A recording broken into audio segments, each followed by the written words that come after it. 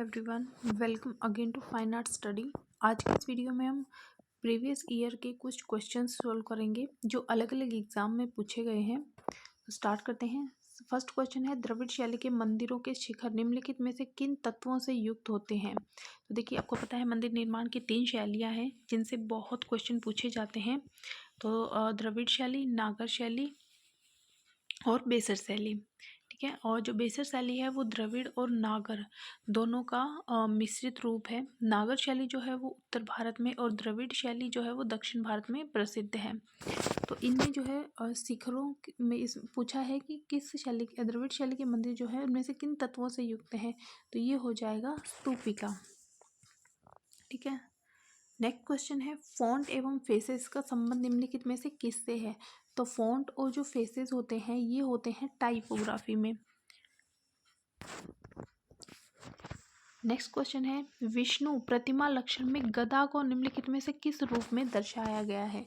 तो ये जो है ये इसे महिला साथी के रूप में दर्शाया गया है। उनके एक हाथ में जो है वो प्रतिमा लक्षण में गदा में उनके एक महिला का चित्र है, महिला है जिनके हाथ में जो सर है वो दिखाया गया है।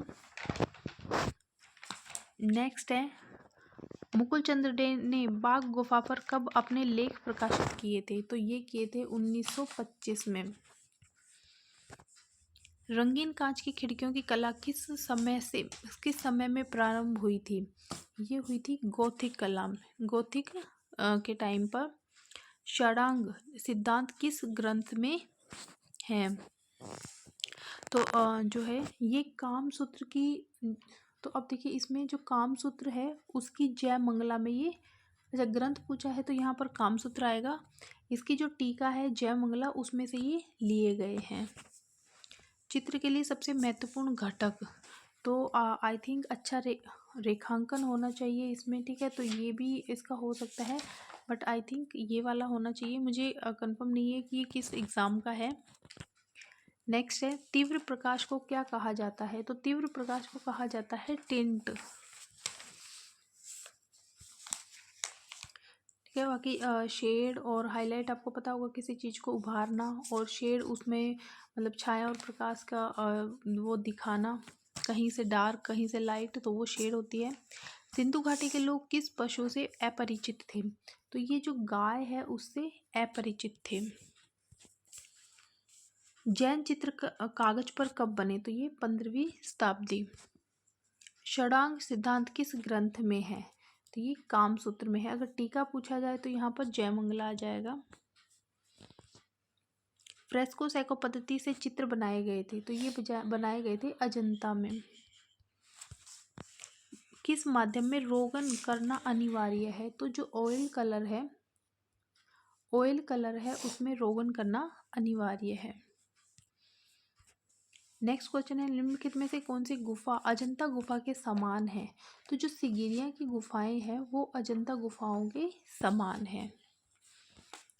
बौद्ध धर्म के किस संप्रदाय में बुद्ध को प्रतीकात्मक रूप में निरूपित किया गया है। तो देखिए, जो इसकी हीनयान शाखा है उसमें प्रतीकात्मक रूप में यानी बुद्ध के प्रतीक को वहाँ पर रखा गया है, उनकी पूजा होती थी।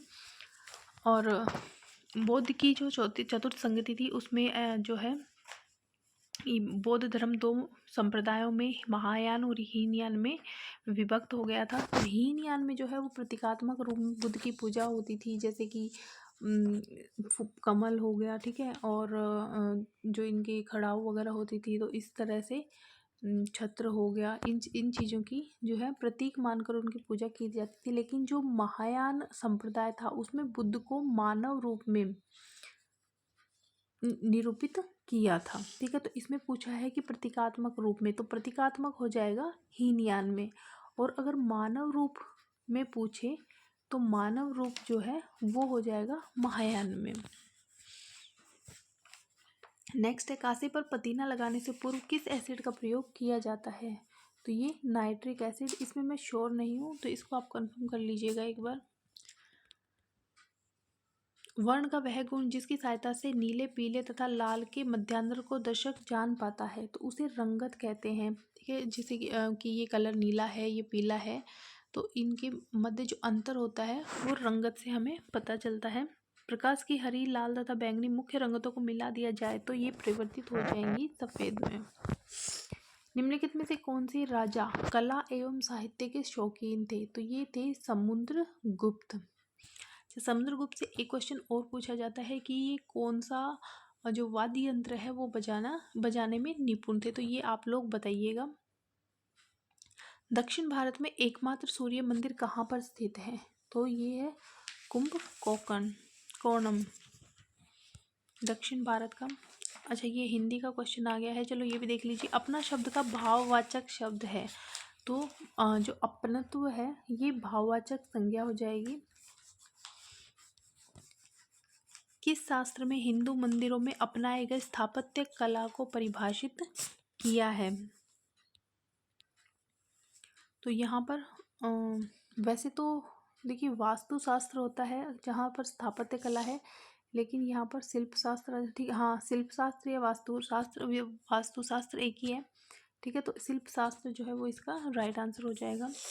नेक्स्ट है दक्षिण भारतीय मंदिर जिनमें एक वर्गाकार कक्ष वाला गर्भगृह, इसके ऊपर एक अधिरचना मीनार और इससे जुड़ा खंबे वाला द्वार मंडप या हॉल होता था, उसे किस नाम से जाना जाता था? तो इसे जो है शिखर के नाम से जाना जाता था। क्षेमेंद्र ने कायस्थों से संबंधित कितनी कलाएं मानी हैं? तो यहाँ पर देखिए जो 100 कलाएं हैं वो मानी है सार कलाएं, ठीक है, ये सार कलाएं होती हैं। 10 जो होती हैं ये होती हैं भेषज। 32 जो हैं ये होती हैं धर्म, अर्थ, काम और मोक्ष की, और 16 जो है वो कायस्थ कलाएं मानी गई हैं, ठीक है, कायस्थों की कलाएं होती हैं। तो ऑप्शन नंबर डी इसका राइट आंसर है। नेक्स्ट है मोहनजोदड़ो स्नानागार के पूर्व दिशा में स्थित स्तूप का निर्माण किस काल में किया गया था? ये बहुत इंपॉर्टेंट है, ये कुषाण काल में किया गया था। अयोध्या में निर्मित राम मंदिर किस वास्तुकला में बना है? तो ये शैली यहाँ पर पूछी है, तो नागर शैली में ये बना है। बुनियादी डिजाइन में कौन सा शब्द दोहराए गए पैटर्न का वर्णन करता है जो गति और प्रवाह की भावना को उत्पन्न करता है? तो लय। जहाँ पर भी गति की बात हो रही है, निरंतर किसी चीज में प्रवाह की, ठीक है, इस टाइप की बात हो रही है, जो चीज़ें बार बार रिपीट होती हैं तो वहाँ पर लय होता है, रिदम जिसको बोलते हैं। अजंता की गुफाओं में किस प्रकार की पेंटिंग सबसे प्रमुख रूप से पाई जाती है? तो अजंता की जो पेंटिंग्स है वहाँ पर धार्मिक और कथात्मक पेंटिंग्स वहाँ पर पाई जाती हैं। बुद्ध की जो है पूर्व जन्म की कथाएं, जातक कथाएं जिन्हें कहा जाता है, वो वहाँ पर मिलती हैं। तो ऑप्शन नंबर सेकंड इसका राइट है। नेक्स्ट क्वेश्चन है मुगल दरबार में जिस सुलेखकार को सुनहरी कलम उपाधि से पुरस्कृत किया जाता था वह किस नाम से जाना जाता था? मतलब जो है सुनहरी कलम उपाधि ये मुगल दरबार में सुलेखाकार कौन थे? तो ये थे सीरीन कलम के नाम से उन्हें जाना जाता था। नेक्स्ट है Who among the following was popularly known as the parrot of India? ठीक है, भारत का तोता जो है वो किसे कहा जाता था? ये कहा जाता था अमीर खुसरो को। कला शिक्षा अधिगम का वह क्षेत्र है जो निम्नलिखित में से किस पर आधारित है? दृश्य मूर्त कलाएं या फिर प्रदर्शन कलाएं? तो ये दोनों ही इसका राइट आंसर हो जाएगा, दृश्य मूर्त कलाएं भी और प्रदर्शन कलाएं भी। नेक्स्ट है which of the following temple is build by Rashtrakuta dynasty? तो जो कैलाश टेम्पल है वो राष्ट्रकूट वंश के द्वारा बनवाई गई है। नेक्स्ट है